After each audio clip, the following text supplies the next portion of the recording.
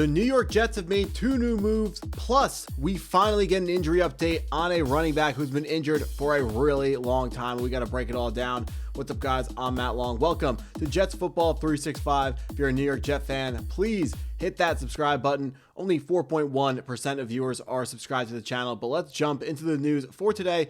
Coming from Jets Insider on X, Rich Cimini. Jets roster moves. They elevated defensive end Eric Watts and defensive back Jordan Clark. Now, Jordan Clark being elevated to the active roster is something that we could have seen coming.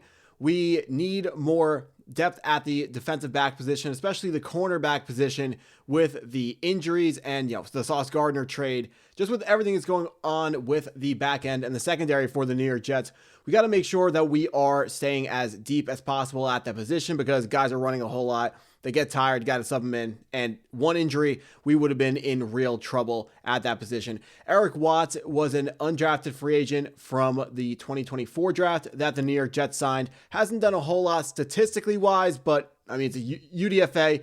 What are you really expecting? He is a rotational back of the defensive end rotation type of player. But let's get into something more interesting coming from Aaron Glenn and coming from Jets X Factor online. Aaron Glenn spoke to reporters on Friday and revealed that Allen is most likely out for the rest of the 2025 season. The Wisconsin product has been sidelined since suffering an MCL sprain on a kickoff return in week 4, an injury that the Jets hoped he might be able to recover in time to contribute down the stretch. Now, unfortunately, Braelon Allen looks like he's not coming back for the rest of the season ever since suffering that injury in week 4 versus the Miami Dolphins. People may say, he's a running back. You could have seen this coming, but hey, he's when you have a running back room as deep as a New York Jets running back room is, Braelon Allen knows that no one's spot is safe for long. So he wanted to come back and try to make an impact to show the New York Jets that he deserves to be the backup running back behind Breece Hall, should Breece Hall be extended for the long term. But another thing smartly pointed out by New York Jets X Factor was that this actually shows us another running back who is breaking out. Braelon Allen's absence has allowed Isaiah Davis to firmly establish himself as the team's number 2 running back behind Breece Hall. Davis has been a more complete player, serving better as a pass blocker, a more natural pass catcher, and a steadier running back overall. Now, this is something that I absolutely agree with when it comes to Isaiah Davis. Our started the year as 3rd string running back, currently the backup running back behind Breece Hall now that Braelon Allen is injured. Braelon Allen, what he does is he's just the goal line hammer back. He's not going to be catching the football. He's only going to be really in situations where you're running the football north-south. So, inside zone out of the I formation or anything on the goal line is where you would find Braelon Allen. But Isaiah Davis is another talented running back who is a significantly more well-rounded running back and just overall well-rounded player.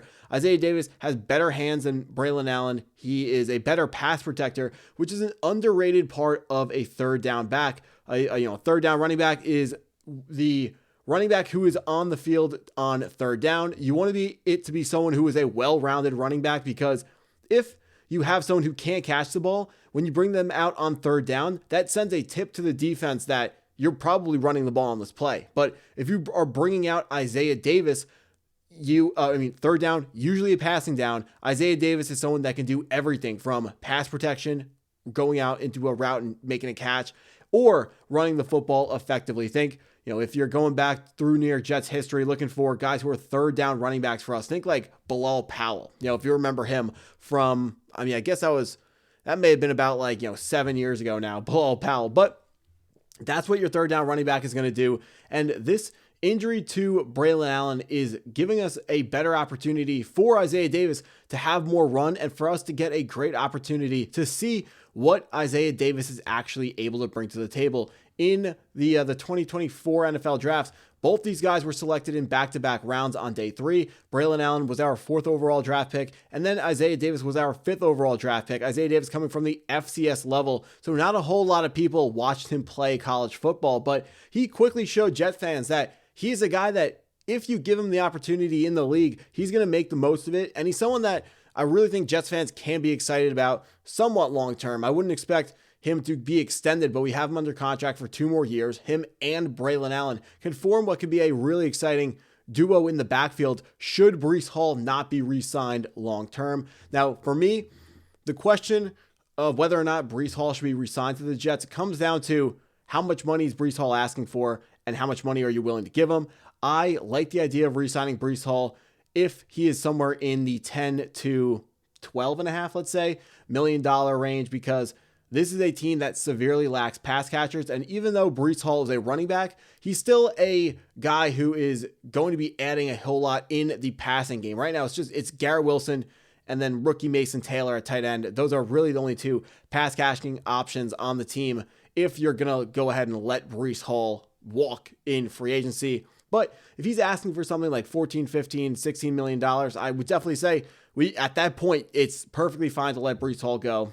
Don't break the bank. Running backs are not the right position to be overly invested in, especially if you're not a team that's competitive right now. I know a lot of people don't like to admit the fact that the Jets are not a competitive team right now, but that's just what it is at this moment in time. So you really shouldn't be going out and investing in running backs. But we just cleared a ton of cap space by trading away, by cutting Aaron Rodgers, trading away Sauce Gardner and Quinnen Williams, freed up a ton of cap space, have a ton of draft picks where we can draft players at elite positions or positions that are extremely expensive in free agency, and we can get them on cheap rookie contracts, which gives us the opportunity to go out and spend a little bit of extra money on a running back or on a safety or a tight end. Those are the three positions that you really should not be spending too much money on. But when you are able to find, you would hope a quarterback in the first round, either 2026 or 2027. So you put the quarterback on a rookie deal.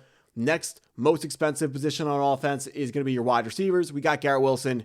You would imagine right now, we don't have anyone who is going to be getting a ton of money to play wide receiver for the Jets as wide receiver 2. Then you continue looking at who you have to pay offensively. It then goes to your tackles, but we still have 3 more years of Olu Fashanu being on his rookie deal, 4 more years of Armand Membo being on his rookie deal. Both of those guys, assuming that you pick up their 5th-year option, which at this point in time, both guys look like hits in the NFL draft, definitely trending towards having their 5th-year options picked up unless there's some sort of catastrophic injury or catastrophic off-the-field situation that develops with either one of those offensive tackles.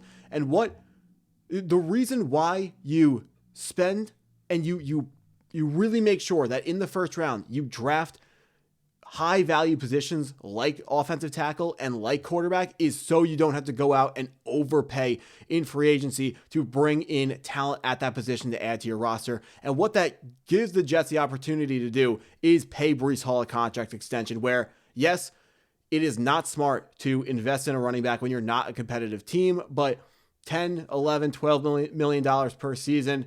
Maybe you front load the contract where the guarantees are in the first and second year of the deal. So should he get injured or fall off after a couple of years, you would still have the cap flexibility to cut Breece Hall and then go forwards with, you get that cap space back, spend that cap space on whatever position in 2 years we would have to spend it on. So got to be very careful when you are extending a running back. But if Breece Hall were to not be extended by Darren Muji, still got Braelon Allen, still have Isaiah Davis for at least the next 2 seasons. And I really think these are 2 running backs that can hold down an entire running back room if they had to. You can always sign another running back in free agency or go to the 7th round of the NFL draft and take a guy. I know the 7th round sounds like a really late draft pick, but good running backs come out of the 7th round all the time. Think about this year. Kyle Monangai from the Chicago Bears was drafted out of the 7th round out of the University of Rutgers. The New York Jets can easily find a hit like that to add to be our 3rd string running back if we don't sign Breece Hall and just want to roll with Braelon Allen and Isaiah Davis. But we're going to have to see what Darren Muji and Aaron Glenn decide to go along with here. I mean, I put this picture in, may as well, Falcons tomorrow. The Falcons are better than us, but it just feels like the type of game that we are unfortunately going to be winning. But we're going to have to see what happens in 4 weeks, December 21st. Very big tank off game versus the New Orleans Saints. They're a team that has a need at quarterback just like we do. That's going to be a game that it's going to be very, very beneficial in the NFL draft for the Jets to lose that game. But that's what I got for this video. If you stuck around this long, I appreciate you taking the time to watch it all the way through. Please hit that like button if you haven't already. Hit the subscribe button if you're new to the channel, and go Jets.